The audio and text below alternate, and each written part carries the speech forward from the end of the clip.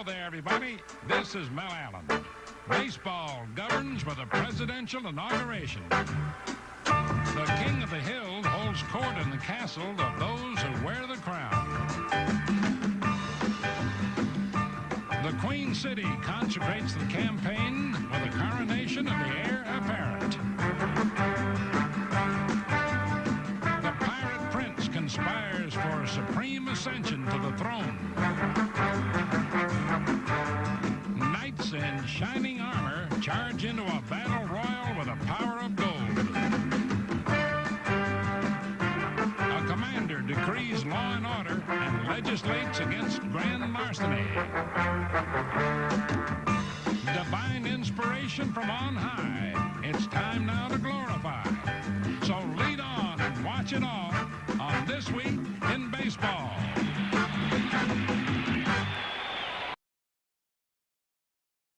In Cincinnati, it's the 100th opening day. A clean slate and big red hopes for General Manager Bob Howsam and new field manager Vern Rapp. Former Big Red Machine mate Tony Perez was welcomed back, and Dave Parker returned to his hometown to take over in right. A retired Johnny Bench was all smiles because the Reds wasted no time starting the party. Gary Reedus led off against the Mets with a bang, and New York's record-tying streak of 9 straight opening day victories was broken as the Reds exploded for 7 runs in the first 2 innings.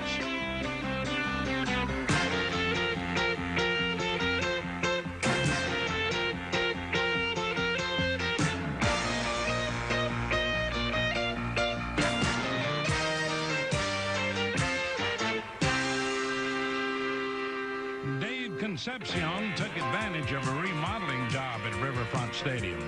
The outfield wall was lowered from 12 to 8 feet, and that gave Davey his first home run this year. There it goes. The wall also worked for Eddie Milner, who went the other way for a 3-run shot that would not have cleared a year ago.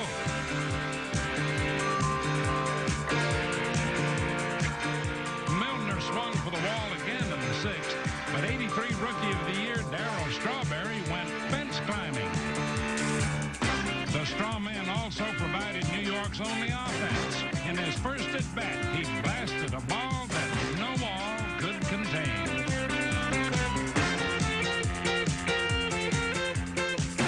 Mario Soto was so fine on the mound. He went the distance and struck out 8 as Cincinnati cruised 8-1.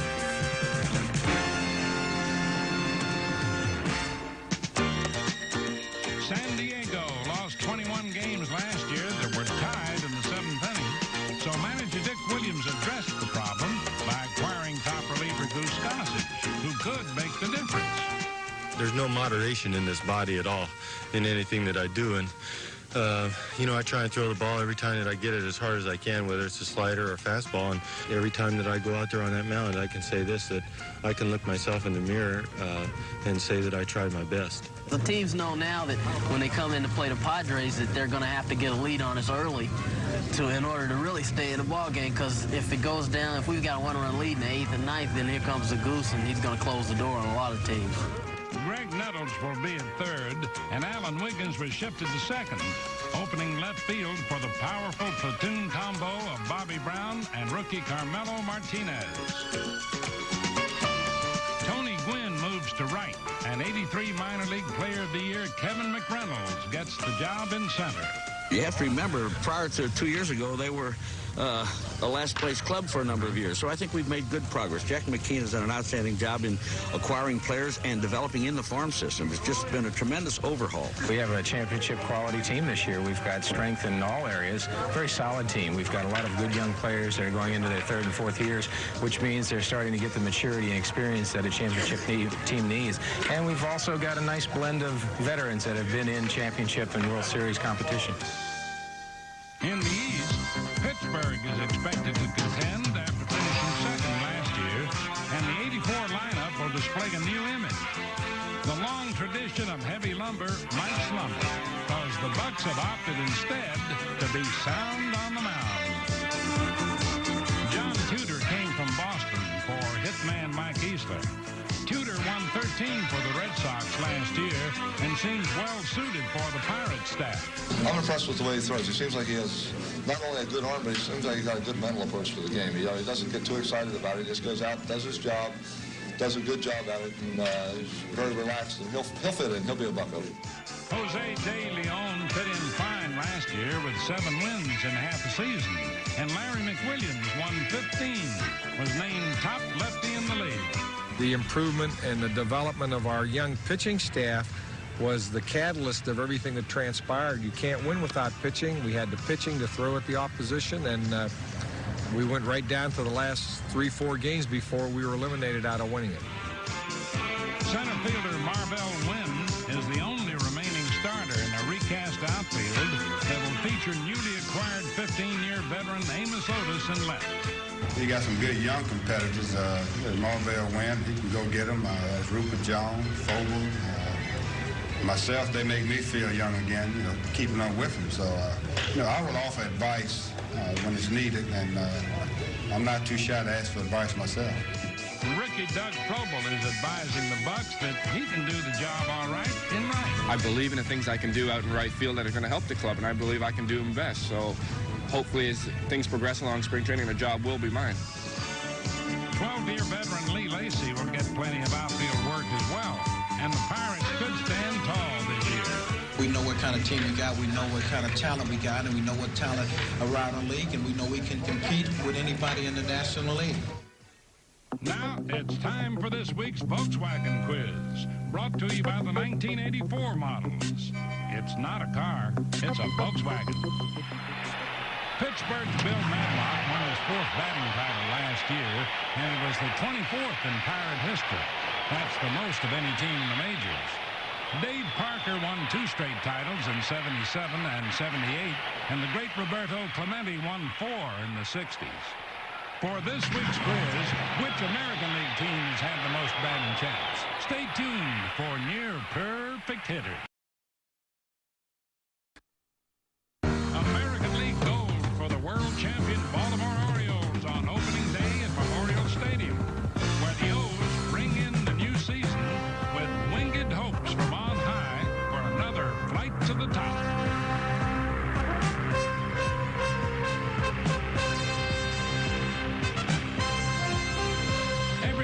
Positively cheeky as President Reagan threw out the first pitch. But the mood would soon turn serious because the game was a rematch of last year's league championship series with Chicago. Leadoff hitter Rudy Law got the White Sox going when he opened the game with a base hit. Law was moved to third by another single off Orioles starter Scott McGregor, and that set the stage for Harold Baines to bring Law home with what proved to be the game-winning RBI.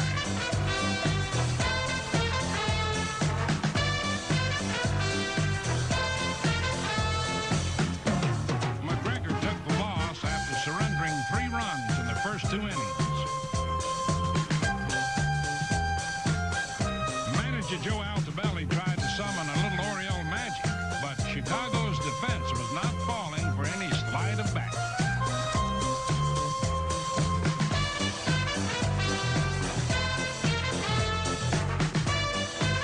Cy Young winner Lamar Hoyt picked right up where he left off at 83, going 7 1/3 innings for his 15th straight win. Hoyt's performance had Chicago soaring because he was 0-4 with an 8.06 ERA in spring training.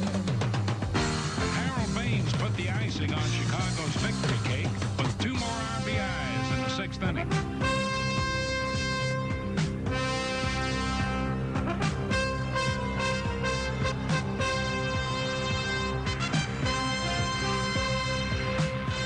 Britt Burns passed the first test in his conversion from starter to relief, closing out the O's to gain the save and give the Sox some sweet revenge with a 5-2 win. On to opening day at the Big A in Anaheim, California, where Ralph Houck's Boston Red Sox ran into an Angel force named Ken Porsche, a complete Game 6 hitter for Porsche, who struck out 8 along the way, and he didn't walk anybody.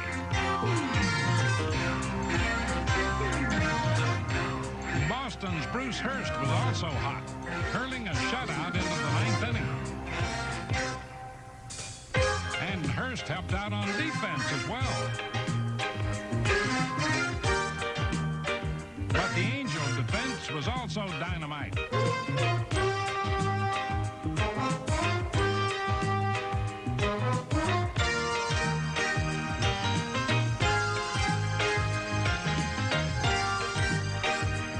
With the game still scoreless in the eighth, Rick Miller pinch hit with a man on. The Angels tried to move into position to handle Miller, but they didn't move fast enough. Boston took a 1-0 lead on career hit number 1,000 for Miller. But Angel fans were still hopeful in the bottom of the ninth when Bob Boone stepped up with 2 out and the bases loaded.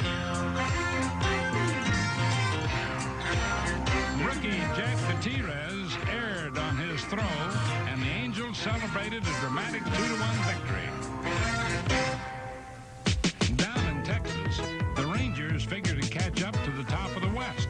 Manager Doug Rader added a booming bat to the Ranger attack with the acquisition of former Twin Gary Ward.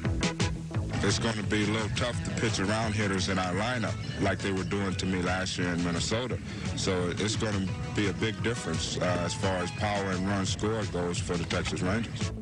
Switch-hitting rookie Curtis Wilkerson takes over at shortstop in Raiders' Ranger scheme. We're very, very diligent in the things that we're trying to accomplish, and we're very confident in our abilities, and we did not lose too many ball games last year. We got beat a few, but we did not lose too many ball games. And I think that kind of a positive feeling is rubbing off, and I think that everybody here is on the program, and I think they think that good things are ahead for us. Ned Yost was brought in from Milwaukee to catch the top pitching core in the league last year. Yost will juggle the hard heat of Dave Stewart with the soft finesse of staff ace Charlie Huff, whose knuckleball baffles the best of them. All you try to do is push the ball out so that the ball doesn't have a rotation, no spin on the ball. And I do it with these first two fingernails. My thumb and fingers are on the side of the ball so I can let it go and just push it straight out. And ideally, I'd let the ball go and it would stay just like this all the way to the plate, and the wind resistance would make it bounce around a little bit. Having Charlie pitch the night before me is like having the lights on in 1 minute and then turning the lights off. It makes it hard for your eyes to adjust. The pitching is set, so if the hitting is there, the Rangers could roll. Last year we lost 52 ball games by 2 or fewer runs, and that just shows that what we need to make up for is a little bit of offense. We led the league in ERA and in defense. If we can score some more runs, we can be in first place later than the All-Star break. In the East, Toronto is showing all the signs of a division contender after a strong challenge through much of last season. The shadow of doubt that fell on the Blue Jay bullpen in '83 should vanish because right-hander Dennis Lamp was acquired from the White Sox and left-hander Brian Clark came over from Seattle. Our bullpen with our new acquisitions, Brian Clark and Dennis Lamp, I think has strengthened our pitching staff quite a bit. I like both of them, and they're both going to mix well and fit well with the makeup of our 10 pitchers. The Jays should kick up a storm on offense as well. The coaching staff put no pressure on youngsters like Willie Upshaw and showed patience with others like Lloyd Mosby. That plan is paying big dividends. I think Pat Gillick hanging with the young ball players throughout thick and thin have definitely paid off. Again, I hit 239, 235, and they called me in the office and said, hey, you're going to be my center fielder. So I think patience was the key. My first year hit 230 in minor leagues and rookie league. Second year single A hit 210. But they stuck with me. They showed a lot of patience, and I guess they knew that I was going to come around eventually hitting, and it paid off. Well, Jesse, per at bat last year, had the best home run ratio, and I'm looking for big numbers from him, but not putting any pressure on him. If he hit 15 and hit 300 and drove in 90, that'd be fine with me. But I think someday Jesse's very capable of hitting 40 home runs and possibly leading the league in RBIs. The Blue Jays could make a good run if they can put up the numbers because the team is well stocked with talent. We have a problem of too many good players. As in the past, we could pick 25 men and just put them in our pocket and go home. But now we've got, I think, 35 to 40 good men, and it's going to be a tough job for Bobby Cox. I'm glad I'm not the manager. Well, now let's manage the answer to this week's Volkswagen quiz. The Detroit Tigers lead the American League with 22 batting champions. Norm Cash was the last winner with the .361 average in 1961. 2 years earlier, Harvey Keene won it by hitting .353 in '59, and Al Kaline .340 in 1955. Harry Heineman won 4. And between 1907 and 1919, Detroit's Hall of Famer Ty Cobb won a record 12 championships. Television and baseball make a mighty pretty picture. Major leaguers appear on TV all season long, but they also watch their share. And just like anybody else, they sometimes fantasize about playing a character in a series or in the movies. So, gentlemen, tell us, who would you like to be? You really want to know, huh? Well, I'm going to tell you this. I think I'd like to be Johnny Olson on The Price is Right, because I've always wanted to say, come on down! Beaver Cleaver. If I could be on Leave It to Beaver and have a chance to get back at Wally for all those innuendos he threw at Beaver all the years, I'd jump at that chance. I'd just like to appear on Dynasty one time so I could slap Joan Collins. I think I'd like to be someone like Rin Tin Tin. I mean, what other dog besides Lassie gets his own TV show? I mean, that's classic Rin Tin Tin. I'd like to be Magnum. He gets all the girls. He's in Hawaii. He's driving around a Ferrari. Seems to having a lot of fun. That'd be great. If I could cut my hair like Mr. T and put on all the gold necklaces and the rings and the, the bracelets, I feel that I can do just as good a job as he can. I like to be Richard Dawson of Family Feud. I think it's just great when you can go around and kiss any young lady and not be rejected. See, I get rejected a lot when I try to kiss on women. I like Clint Eastwood's role personally. Make my day is one of the greatest lines I've ever heard. Make my game. I like to be somebody like Lauren Green, because I know when I die, I'm going to come back again. And when I come back, I'm going to be the head of a spaceship. I'm going to be the captain, the main honcho. I think I would enjoy being Mel Allen, who's the voice for This Week in Baseball, because day in and day out, he has every Saturday or so on the highlights. The voice itself is something of a Hall of Fame type of voice, and the Cruiser is in that company. That's the way to tell it like it is. Seriously, fans, baseball clubs have come a long way from the malformed, misshaped models of the game's earliest days. The modern mitt is made with far more care and precision. And although some players like Joe Morgan still use small gloves, most use a much larger version. Well, not that large. But either way, a player's choice of glove is indeed a personal matter. Well, I had this one 12 years. See, you got a lot of holes in it. Just in case the ball comes through the middle if I catch it in my bare hand. But I only had 2 gloves in the major league since I've been in baseball. Cardinal Ozzie Smith is called the Whiz for his glove work at short. Basically what it is a old Stan Musial type of trapeze. They call it a 6-finger, and simply because of the webbing in here, which I guess is a little bit different from the gloves that they make today with the basket web and all of that. And it's like I tell anybody that come to me and ask me about a glove. It's comfort. I used it when I was young, and I've always felt real comfortable with it. And they discontinued the use of it when I got here. And I told them what type of glove I wanted. I sent one in that was ripped up, and they couldn't sew it back, so they started making it again for me. I like to keep a medium-sized glove. I don't like the ball too big because it seems to be too hard to get it out of the glove once you get it in there. And you have a better feel for the ball. I like to get them stiff to start off with, because that way you can really shape them the way you want to. It seems like if you get a glove that's broken in right away, it wears out too fast and it gets too flexible, and it seems like the balls pop out a little more. The small catcher's mitt of Pirate Tony Pena helps him shoot down runners with a fast grip on the ball. It's a really small glove. This is the small glove they make. See, my glove, I have the hole right here. This is where I catch that ball all the time. You know, I never catch the ball here, here, and here. I always think come right through to my hole over there. This way I can get the ball quick and throw anybody out. You know, I worked real hard to get it like this. Matter of fact, I didn't even like it when it was new. It wasn't until it got real old and ugly like this that it really started to feel real comfortable. It's real loose, and most players like their glove a lot stiffer than this, and some players run through 2 gloves a year. This is basically the only glove I've ever had, so, You know, this is it. When I was a kid, I didn't have but one glove. And since I've been an adult in the major leagues, I've only had one glove. You're a man in love with his glove. Time now for the Big Stick Player of the Week Award. Brought to you by new improved Old Spice Stick Deodorant and Antiperspirant. This week's winner is Cincinnati's Dave Parker. In his first game as a Red on opening day in the Queen City against the Mets, Parker went 2 for 4 with 2 runs batted in, and he also scored a run. On Parker's first at-bat in his hometown, he delivered a single with the bases loaded for the game-winning RBI. So, welcome home, Dave. Accept our raid. And congratulations. That's all for now, folks. See you next week on This Week in Baseball.